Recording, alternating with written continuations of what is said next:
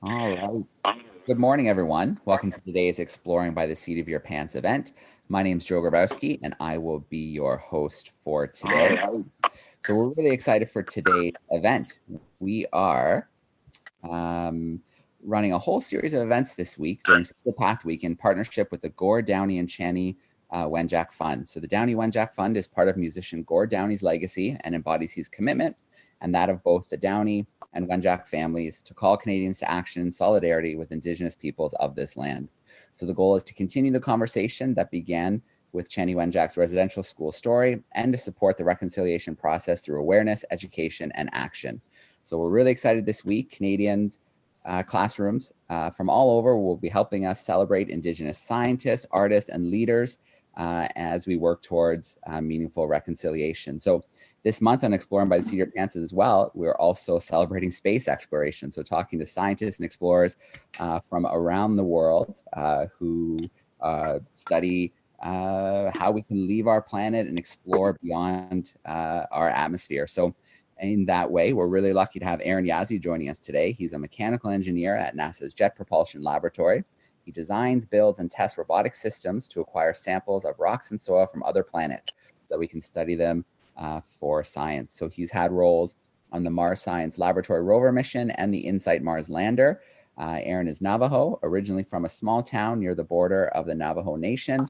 He's passionate about spreading the excitement of STEM to students from his home community as well as across the nation. So Aaron, it's so great to have you joining us live today. We're excited to learn a little bit more about what you do. And then we've got a great group of classrooms who are excited to ask some questions. Excellent. Hi, everybody. Can you hear me? Like, wave if you can hear what I'm saying. Excellent. Good to see you guys. Good morning. Well, it's morning here for me. I'm in the Los Angeles area, so it's about 8 o'clock in the morning. But first, let me go ahead and introduce myself to all of you guys. Yad Aaron Yazzie Inishia, Ashihen Nishlin, Turatitni Bashishin, Kia Ani Dishache, Tokhane Dashanella, Kutago Haspin Nishlin, Ado Isakinde Nasha, Shamato Shije, Shirley Do Kiazi, well, yeah. NASA Jet Propulsion Laboratory, Dinanish, do Pasadena, California, Edishagan. Hi, everybody. Good morning. My name is Aaron Yazzie. Thank you so much for the introduction and for having me, inviting me into your classrooms today. The introduction that I just shared with you guys is how we as Navajo people introduce ourselves because we have a clan system. And so I told you my first clan, which is Salt Clan. That's what I got from my mother. And then I told you my second clan, which is Bitter Water Clan. That's what I got from my dad, and he got that from his mother. And then my grandfather on my mother's side's clan is Towering House, and my grandfather on my father's side is Nearwater Clan. And I'm originally from Holbrook, Arizona. That's where my parents still live. And I currently now live in Pasadena, California, where I've been living for about 10 years as a mechanical engineer for NASA Jet Propulsion Laboratory. So I get to design parts and mechanisms and assemblies that will go into space and study our solar system. NASA Jet Propulsion Laboratory is known for sending robotic space exploration into space to study the deep space, other planets, asteroids, moons, and the one that we're kind of most known for is for sending things to Mars. And so if you've ever heard about a rover, in any of your science classes or in the news, most likely it has come from NASA Jet Propulsion Laboratory. And so I am really excited about the theme of this gathering today because it is near and dear to my heart, being a Native American person. Down here in the U.S., we also have a similar history to the residential schools that you guys had in Canada for the First Nations people. We also had a lot of a boarding school system that happened around the same time here in the U.S. And so I understand the results and the trauma that can come out of something like that. And it sort of has become a big part of my life because I know people and relatives that have gone through that. And I always try to acknowledge and see what they went through in sharing about how I got to where I am today. And so that's what I want to talk to you guys about today. I'm going to jump over to try to share my screen with you guys. And let me see if I can do that. Share.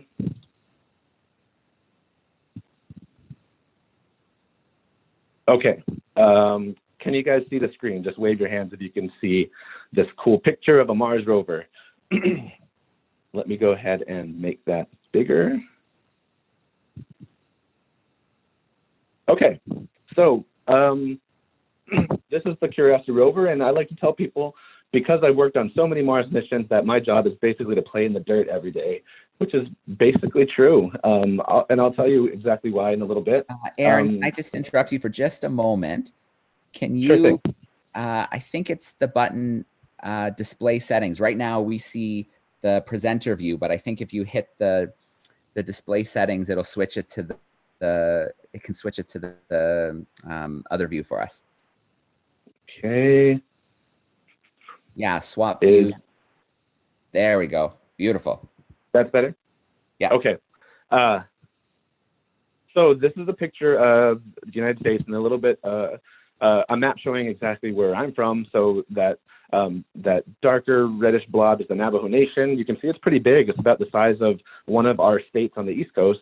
And my hometown is right on the bottom border of that. And I currently live over in California, so not too far from home. Here's a picture side by side of Mars and where I'm from, back in Arizona. So I'm standing on a cliff and a mesa pretty close to where my grandparents' house was.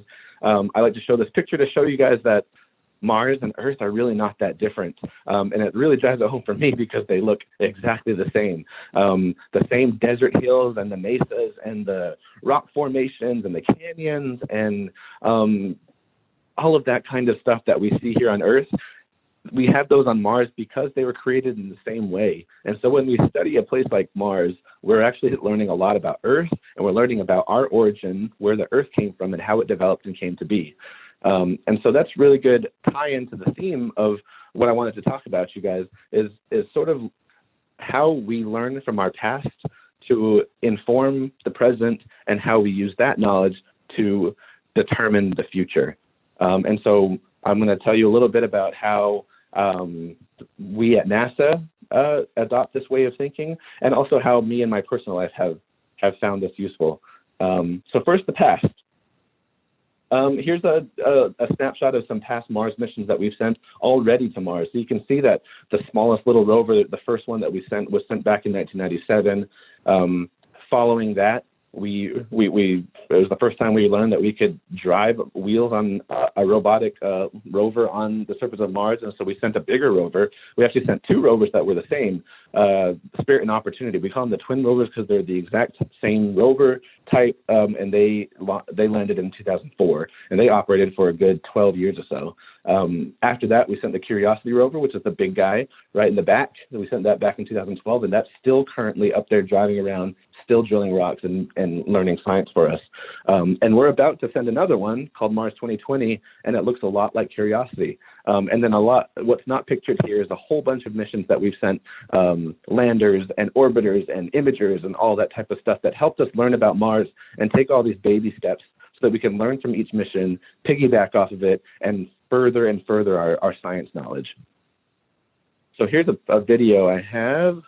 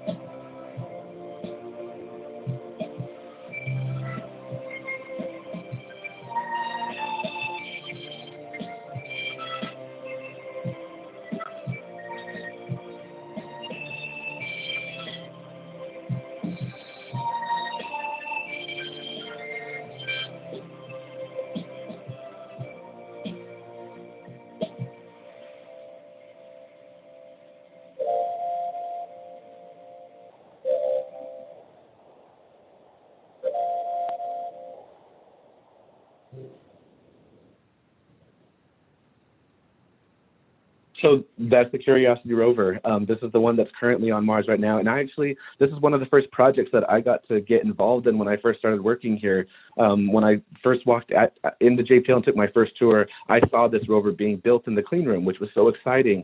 And then I pretty soon after that got involved in testing out its capabilities to grab samples from the Martian surface.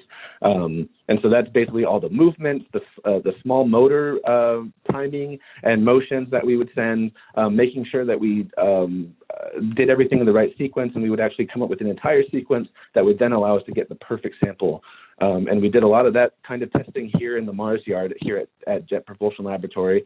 It's a lot of land that we made to look like Mars, and we put rocks out there and we put hills out there, and we can practice driving up and down these hills and driving over rocks and drilling into rocks. We also, here's a picture of me working with it late night one night, and you can see how tall it is. I think it's about 7 feet tall, so it's much taller than I am. It's a big rover, and so the end of the arm has what we call a turret, and the turret has a bunch of instruments on it, and so you can see a picture of the turret that's on the rover on Mars right now. We made a replica of that. It's made the exact same way, and we have it here on Earth. And so we use that replica to do our tests in a giant thermal chamber. And so this giant chamber is about the size of a walk-in closet. And what we would do is we would pump it down to a really cold temperature, and we would backfill it with carbon dioxide, and we would put rocks and sand in there, and we would practice drilling. And this is how we figured out how to teach the rover how to drill. And so here's one of our first scoop tests. Here's a picture through the chamber window to show that we had got the perfect scoop. And so we sent these commands up to the rover, and lo and behold, it did its first scoop successfully. So that was really exciting for our team. We also did the same thing for drilling. We would pick out parameters and we would practice drilling, and then we sent those commands up to the rover. And this is the first time that it deployed and was about to drill on Mars, and there's its first drill into Mars. So that was another really fun thing for me to get involved in.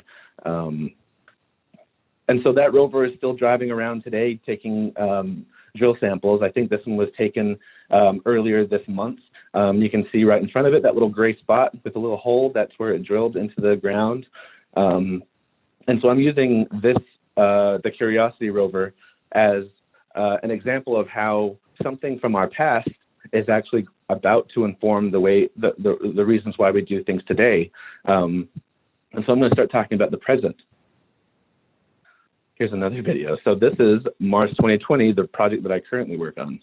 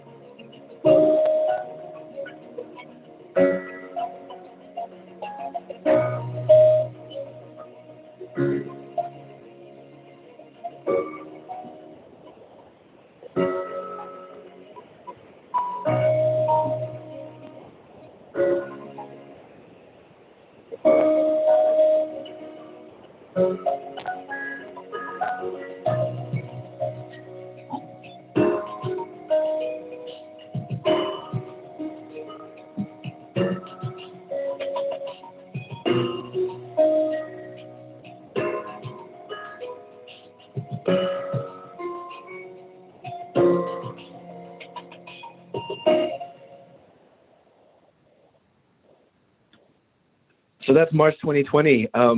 It's so exciting because all of that's happening right now. I actually have been working on this project for the past 4 years or so, and I'm in charge of the rover's drill bits. And so I actually just finished building my parts for this rover earlier this year, around July, August time. I finished my drill bits, installed them into this rover, and all those images and the videos that you just saw was the fully assembled flight rover going through its testing and assembly and checkouts. And so all that's happening right now. It's a really exciting time to be here. So you can see from this conceptual model that this rover is almost exactly the same as the Mars Science Laboratory rover. So you can see that we took something from the past and we updated it and we learned from it, and we're using it to inform our present project. But there are a few new things on this rover. We're actually sending a new set of instruments on the turret, and one of them is this giant corer. So before we sent a drill that could drill into rocks and create powder, and we would study the powder. This time we're trying to drill into rocks and take a solid core of rock, one that hasn't turned into powder yet, so that we can save that core in a safe place on Mars, and then send future missions to grab those cores and bring them back to Earth. And it'll be the first time that we ever bring anything back from Mars to Earth ever in history, and we can study it way better than we've ever been able to, and we'll learn a lot about returning things from Mars.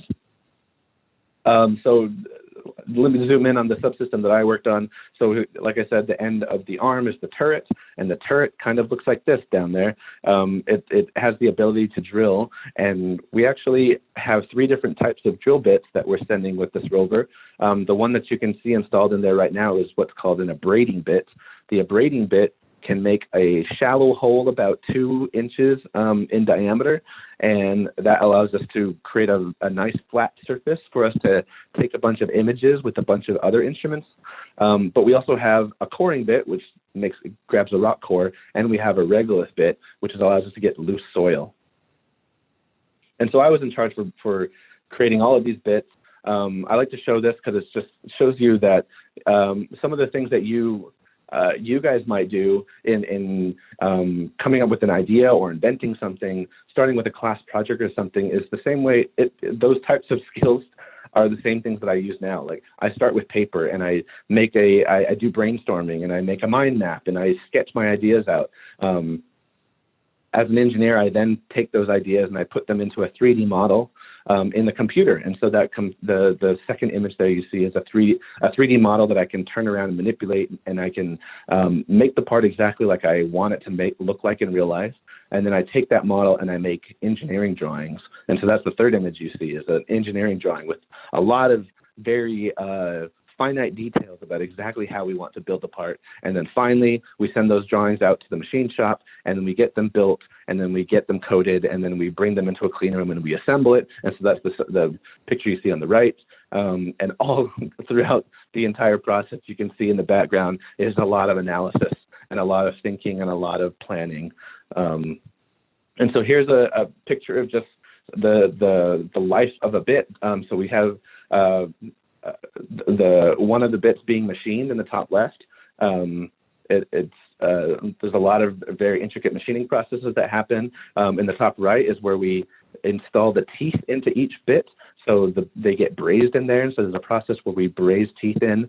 The bottom left is where we're testing bits. So we actually put them in this thermal chamber, and we send them to really high and really cold temperatures similar to what they would feel on Mars. And we would spin them to see how they performed and make sure that the fit was right. And then here's a picture of the final assemblies of our flight bits. And then there's the team that I worked with to build all of these. You can see that we're dressed head to toe in crazy, funny looking bunny suits, because if we're going to build hardware that's going to go to Mars, and if we're going to try to bring that sample back to Earth, we have to be very careful about how clean we make it. And we don't want to contaminate Mars, and we don't want to contaminate Earth. And so we were very, very cautious when we built these drill bits. We actually weren't allowed to use any hair products. We weren't allowed to use anything that had smell to it. Like if you had shampoo that smelled like fruit, you can't use that. You have to use shampoo that's neutral smelling. The same goes for deodorant. We had to go into a clean room wearing a full bunny suit, and then in that clean room we had to put on another layer of sterile smock and goggles and gloves just to go into this extra clean room to build our hardware.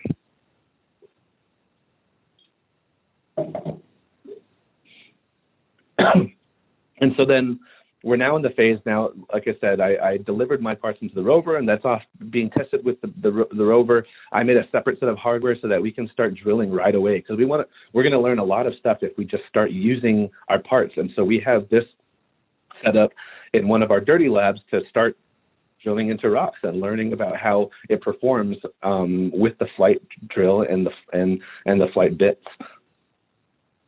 And so that's going to be launching next year. It'll look like this. Hopefully, it'll be taking a lot more selfies. You should definitely follow along in the news. It'll be a really exciting mission. And that brings us to the future, Mars sample return. So like I said, this is the first mission in the series of 3 missions that we hope to bring samples of Mars rock back to Earth. And so here's just a schematic of what we hope. The red part of it you can see is where we're sending the rover, Mars 2020. We're going to grab samples and cache it. The blue area is another mission where we would send something there to fetch those samples and put it into some kind of launch vehicle, and so that's something that can launch from Mars into orbit around Mars. The third mission, which is the light blue at the top, is some kind of orbiter we're going to send to orbit around Mars and wait for those samples. Once we send those samples into space and they're orbiting around Mars, the third mission can capture that in flight somewhere in space and then fly those back to Earth and land it for us so that we can start studying it. And the reason why I like to bring that up is because that's the future. There's the evolution of a Martian. We've sent all these rovers and we learn and we learn and we learn from it. And then eventually we're going to have humans that get to go to Mars. Mars 2020, like I said, is the first time we're going to send something back. And that's the first baby step that we need to learn stuff about in order to be able to send humans there. It's also a very heavy rover. And so we're learning heavy, heavy things there. And so this is important because this kind of stuff is going to happen when you guys get older. Like by the time you guys go to college and you start studying engineering and then you get a job at NASA or someplace like that, you could be a person that's working on a mission to Mars, which is really exciting. So we definitely need you. We need astronauts that are willing to go to Mars, and that could be you when you're ready, when you get through college and you become an engineer or a scientist. That could be you that goes to Mars and grabs samples for us. Okay, and so this is the last part of my presentation. I just wanted to bring it home and make it a little bit personal. To say that this is the same thing that we natives are also practicing. It's very important for us. It's very important for me to acknowledge my past, to help it inform my present so that I know where I'm going into the future. And so here's a picture of my grandparents. You can see that they grew up very traditional. They only spoke Navajo. All the way until the day that they died, they only spoke Navajo language. They never spoke English. My parents grew up like that. Their first language was Navajo. They learned English when they went to school for the first time. The bottom right picture is actually a picture of my older brother standing on the ground and then my father holding me on his shoulders. And that's up near my grandparents' piece of land on the Navajo reservation.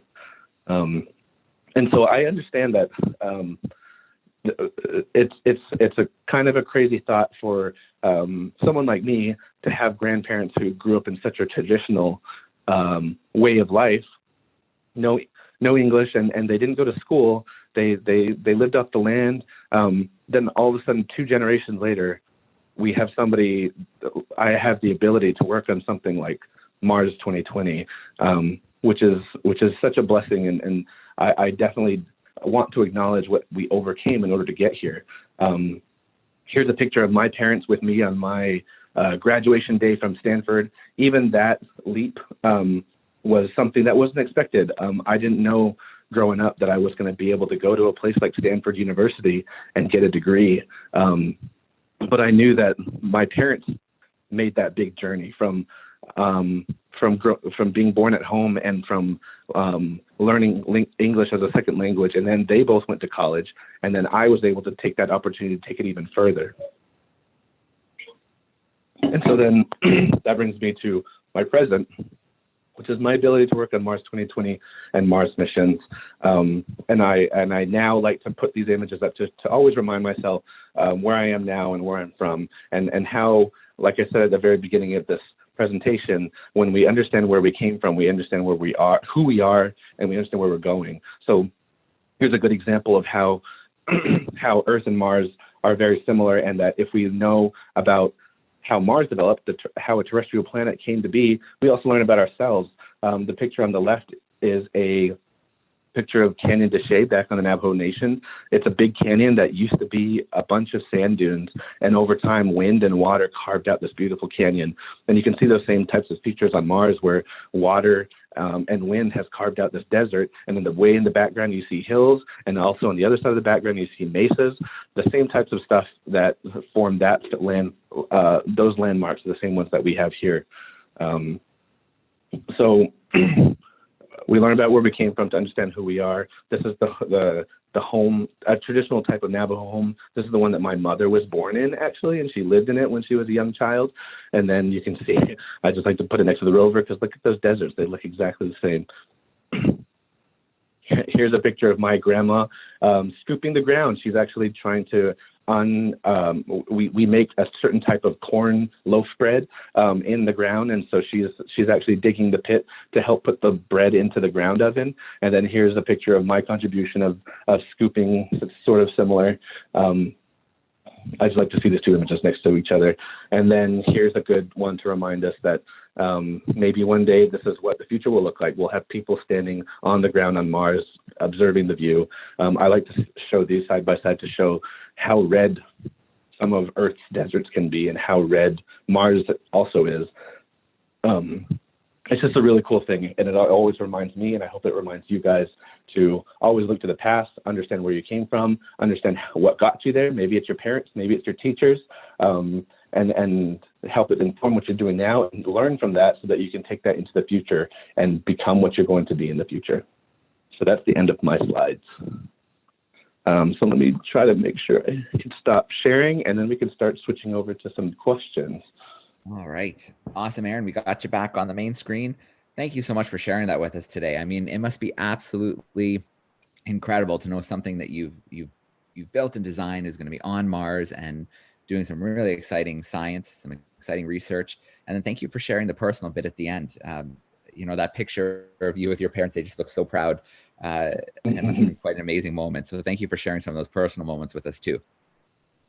Yes, of course. All right, awesome. Well, let's meet some of our live classrooms because I think it's time that we grab some questions as well. I can see there's lots of classrooms tuning on YouTube. Don't forget to introduce yourselves and send us in some questions. In fact, I'll give a shout out to a few classrooms now. Grade 6, 7's hanging out in Clinton, Ontario. We got some second graders and Mr. Chris's class in Canton or in Michigan. And then looks like some grade 11's hanging out with us as well. So we have lots of students hanging out online with us too. But let's meet a camera classroom. Let's start off in Mrs. Johnson's class. Grade 6 is hanging out with us in Spruce Grove, Alberta. So let me turn their microphone on. There it is. How are we doing, Spruce Grove? Yes. Yes. So, hello, Mr. Yazzie. My name is Mike. And I am wondering, once Mars 2020 is on Mars, what will happen with Curiosity rover? Good question. So the question that he asked was, once we send this new Mars 2020 rover up to Mars, what's going to happen to the Curiosity rover that's already there? The answer is we're just going to keep using it. We like to get the most life out of these robots as we can, and so just like the ones before it, the twin rovers, Spirit and Opportunity, those were only supposed to last on Mars for 6 months. That's how long they were designed for, and they end up lasting for 12 years. And so same thing with Curiosity. We designed it to work for 2 Earth years, which is 1 Martian year, and it's been going for the past, 6, 7 years. So we hope that even after we send Mars 2020 there, that both of those rovers are going to continue to operate for a long, long time. All right, very cool. That's awesome to hear about that longevity. It means you guys are doing something right down there when you're engineering those rovers and sending them to Mars. Yeah. All right. Let's go to Nelson, British Columbia. I think we have some grade 7s hanging out with Mrs. O.C. Lloyd. Let me get their microphone turned on. Where did it go? There it is. How are we doing, grade 7s? Good. Good morning. Morning. Morning. How do you control the rover? Control the rover. Okay, so yeah, he asked about how we control the rover. And that's also a good question. I actually worked a little bit in the way that we communicate with Curiosity, and it'll be very similar for the way that we communicate with Mars 2020. So actually we have a series of large like antenna discs on Earth that are able to communicate with all of our spacecraft all throughout the solar system. So we call it the Deep Space Network.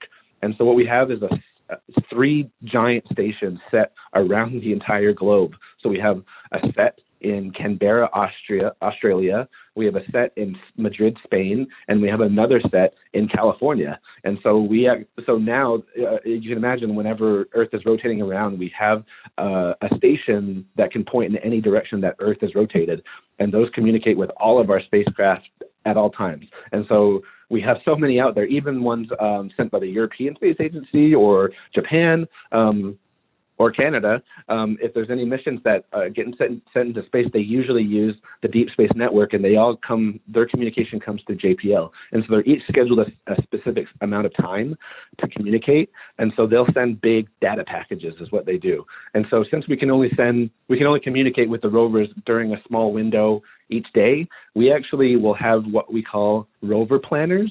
Rover planners, their job is to come up with the entire day of a rover. They'll say, all right, today I want the rover to drive over that hill, and I want it to take a bunch of pictures, and then I want it to undeploy its arm and set it down on the ground. And so then they'll come up with all the sequences that they need to for that. They'll send it up in one data package in the morning, and the rover will go off and just do that automatically by itself. And then at the end of the day, it'll send all the information back and say, here's what I did today. And then we check to make sure that it did all the things we asked it to do. And sometimes it didn't, but it's still safe. It'll actually has a lot of protection, self-protection. So if it runs into an issue or something, it'll put itself into a safe mode, and then we know, oh, okay, it stopped at this sequence, and we can pick up from there again when we plan for the next day. And so that's how we communicate with the rover. What it means is that we have kind of a delayed communication. We won't really find out how the rover did until the next day. And so it's fun. A little fun fact is that when I was working on that part of the mission, early in the mission, we really wanted to get the communication down right away. And so we were working on Mars time. And so Mars, just because of the way that they rotate and they orbit, their day is about 40 minutes longer than an Earth day. So it's almost the same, but not quite. And so you can imagine that after a little while, it gets shifted so much that all of a sudden 8 o'clock on Mars is 2 o'clock in the morning our time. And so us engineers would have to come in at 2 o'clock in the morning and wake up when the rover wakes up and plan our shift that way. So that was fun. We did that for about the first 3 months. All right. Not a lot of people can say that they live their life around Mars time, so that's pretty cool. Okay, let's grab another question. Let's go to Arn Pryor, Ontario. Mrs. Rose class is hanging out with us. Let me get their microphone turned on. There it is. How are we doing, boys and girls? Good. All right, come on up here. And just speak. Oops, I think I might have accidentally. Let me turn that back on for them. There we go. So do you have any rovers that have AI, or are they all remotely controlled? Ooh, that's a good question. So mostly the rovers don't have artificial intelligence. That's what AI stands for everybody that doesn't know. But the Curiosity rover actually does have AI capability. They started to implement this new artificial intelligence into the rover for when it's trying to drive long distances.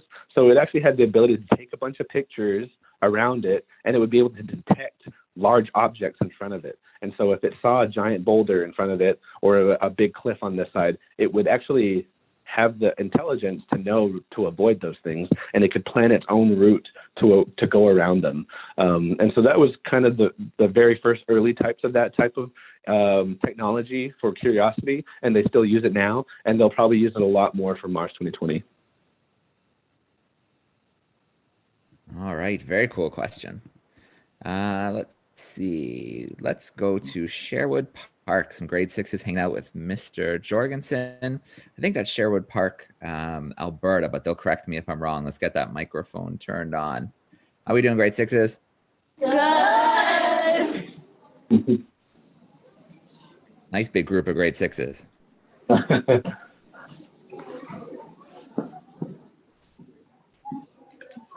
How long will it take until the samples come back to Earth? Ooh, good question. So let's see. That's a good, complicated question. One, I think NASA and people who are involved in the mission are trying to wait to see how successful we are in grabbing the samples before they start planning the sample return part of it. So the sample return part of it is in the very early stages. So it's hard to tell exactly when they're going to say, now we're going to send that mission and then we expect it by a certain time.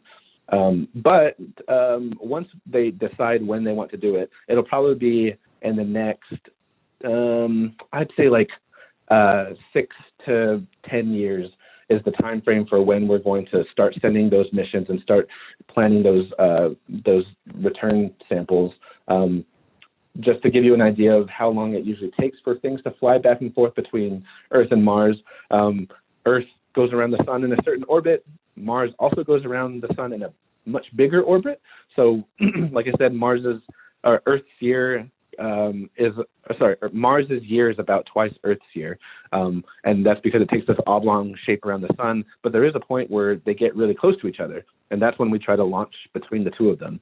And so every 2 years we have this window where we are pretty close to Mars, and we try to launch in that window. And something the size and the weight of a big rover will take about 9 months to fly to Mars. All right, so ways in the future, but it's not an easy thing to be able to pick up samples on another planet and then have them sent back home. So that's pretty darn cool that a mission like that is in the works, being planned for, and it sounds like February, when 2020 rover gets there, that the first steps are happening. Yeah. All right, Mr. Smith's class, Oakville, Ontario, grade 5s. Let me get your microphone turned on. Hey there, how are we doing, Oakville? Well, my question is, after the March 2020 bot, is there going to be, like, what's the estimated date of the next one? Okay. So likely the next one after that will be what they call the fetch rover. And it's literally going to go up there and fetch our samples. And we're actually, it's not all coming out of NASA. We're actually working with a bunch of different countries, like ESA, the European Space Agency, is doing a lot of that work, actually. And so I imagine after we successfully send the Mars 2020 rover next year, they will start to plan the next rover, and there'll be maybe another 4 or 5 years before that one starts to launch. But that's just an estimate. You know, Aaron, I think that's a really cool thing about space exploration is oftentimes some of the countries most involved in it, leadership might not be getting along so well at different times, but it seems like the space agencies are always able to work together and get things done. I think that's a really cool kind of that goal of humanity working together to accomplish things. That's pretty cool. Yeah, I agree. All right. Where do we have to go next? Ottawa, Ontario. Grade 6 is hanging out with Mrs. Porcari. Let me get their microphone turned on. There it is. How are we doing, Ottawa? Good.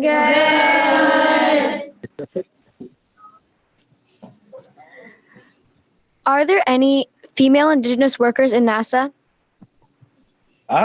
Good question. Yes, the answer is yes. I actually, when I started working here, I met an Indigenous female NASA worker. And so she's the one that actually really got me excited about JPL. She took my resume back, and that's where I got offered an interview. So she's the one that kind of pulled me in, and she was my mentor the first, actually she's still my mentor because she's been here for longer. And so the job that she did is she was a space navigations engineer. And so that means that when we send something up into space and we want it to try to get to Mars, or we want it to get to Jupiter, we have to plan this trajectory path that involves doing gravity assistance around other moons and around other planets. And they can figure out exactly how to plan that trajectory for those types of missions. So she was really smart, and she was amazing. But there's also others that I've met all over the place. There's actually a poster that was recently made about all the Indigenous people that work at NASA, and I would say maybe about half of them are female.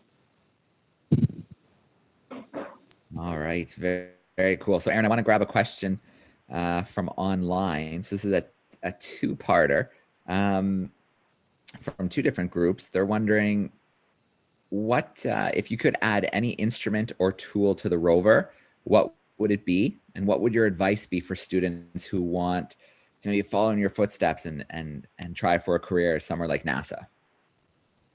Okay, those are great questions. Man, what would I want to send? That's so hard. I think that something that gets people really excited about Mars is all the images that we send back. We send back a lot of really awesome images, but if there was a way to send video back or maybe some kind of 3D image or something, I think that would get people really excited and make you feel like you're really there. It also would help us to navigate Mars better while we're driving and maybe even do more science. I think that would be cool, like enhanced cameras. And at least, let's see, so for advice for people coming along, like I said, I never expected to be where I am today. So even if you're sitting there and you can't even imagine being able to work at a place and do something like what I'm able to do every day, don't let that deter you, because I also was the same way. I didn't know that I was going to end up here. It was a lot of things that I ended up doing on my way. Like I got involved in after school activities and extracurricular clubs and stuff like that. I really like to do like robotic competitions and science competitions and stuff. When I got into high school, I did summer programs. And so you guys might be able to find that when you're in high school that there's a lot of summer programs offered at maybe universities or something that try to teach you about engineering. And you can use that to figure out what field you might want to go to. Because I didn't know I wanted to go to mechanical engineering. I didn't even know what a mechanical engineer was when I was growing up. And so I went to summer programs to figure that out. And then once I got to college, I continued to do stuff over my summer. So I would try to get internships as much as possible. So really it's about planning out all your own future and then taking advantage of opportunities that are out there. All right. Well, Aaron, what always seems to happen is the time just flies when we have events like this. I know there's going to be classrooms who definitely still have more questions. So if it's okay with you, I'd like to suggest that maybe they tweet some your way. Oh yeah, sure. Of course. All right. So it's at Yazzie Says, right? On Twitter? That's right. All right. Perfect. As in, like says, like I talk, Yazzie says.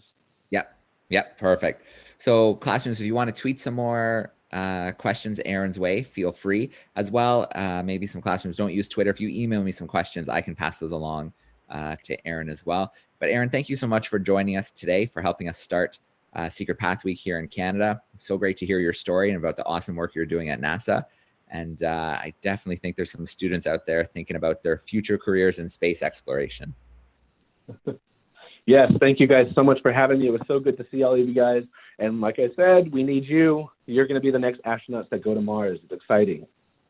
All right. Well, classrooms, thank you so much for the awesome questions. Last thing I'm going to do is turn the microphones on. Everyone's coming on. Big goodbye and thank you for Aaron today. Here we go.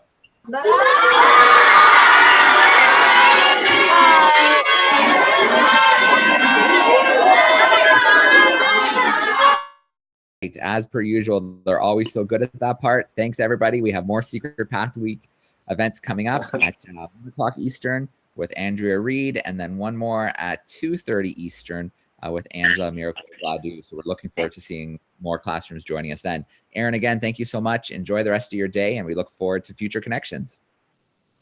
All right. Thank you, guys.